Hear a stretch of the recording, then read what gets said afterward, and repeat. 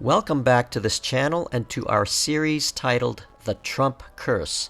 But before we discuss the unfortunate circumstances of the next two celebrities on the list, that is, Jussie Smollett and CNN anchor Don Lemon, I want to reiterate that we ought never to glee over the difficult circumstances of these individuals, but to pray for them in the hope that they might repent and turn to the Lord. So, Trump curse victim number 3 is actor Jussie Smollett, known primarily for his role in the TV show Empire. He was a constant and vocal critic of Trump during Trump's first term as president, but on January 29, 2019, Smollett took it one huge step further by claiming to be a victim of a hate crime, supposedly at the hands of white supremacist Trump supporters who attacked him on the street for being black and gay. By doing this, he implied Trump was, at least, indirectly responsible for this attack by supposedly making it easier for such attacks to occur. Smollett filed a false police report and interviewed on primetime ABC's Good Morning America show with host Robin Roberts, who is also gay, implying Trump encouraged homophobia, racism, and white supremacy, which is completely false. Smollett claimed his two assailants placed a noose around his neck and said, "This is MAGA country," to which Kamala Harris later stated this was an, quote, attempted modern-day lynching by Trump supporters. This lie and vilification of Trump and his supporters would have continued to this day had it not been for the Chicago police who, 2 weeks later to their credit, found the two men from Nigeria, not white like Smollett had claimed, who Smollett hired to enact the false event. Smollett knew them because they worked as extras on the Empire set in Chicago with Smollett. The brothers confessed to staging the event and testified in court that Smollett paid them $3,500 for their services, which included yelling out racist and homophobic slurs in sight of a nearby security camera. Smollett was initially offered a very lenient plea deal by corrupt state attorney Kim Foxx, who was known for having accepted huge donations from billionaire George Soros for her campaign in the past.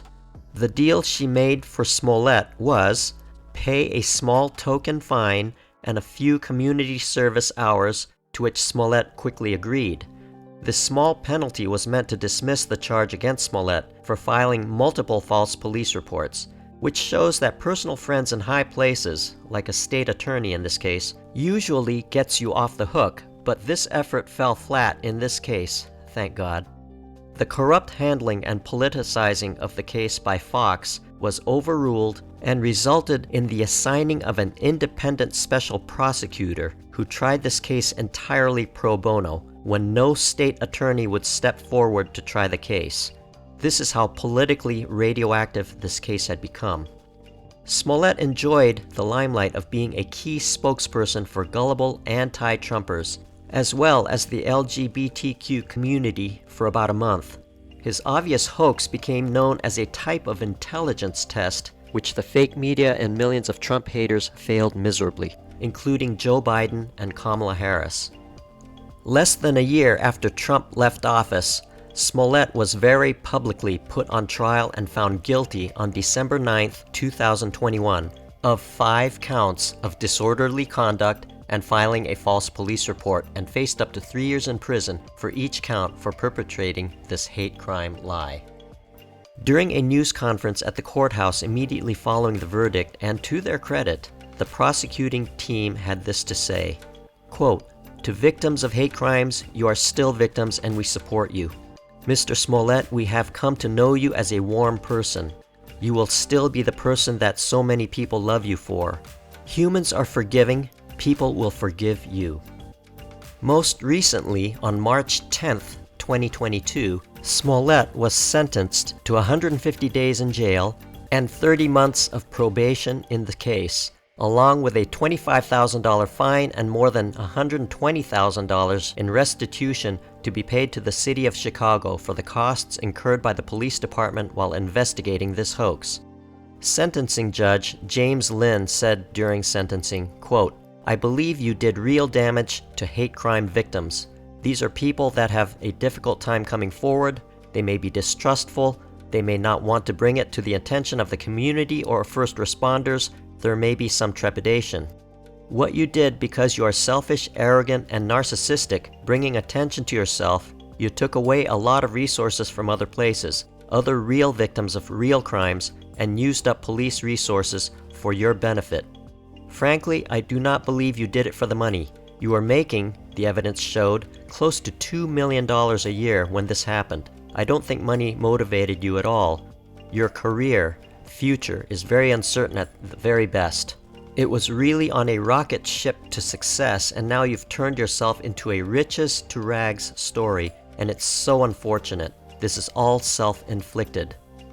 Although the 150-day sentence was rather light considering Smollett could have gotten 3 years for each of the 5 counts, Smollett responded to the rather light sentence with an emotional outburst, defiantly maintaining his innocence and suggesting he could be killed in jail. Smollett said, quote, "I did not do this. I am not suicidal, and if anything happens to me when I go in there, I did not do it to myself, and you must all know that.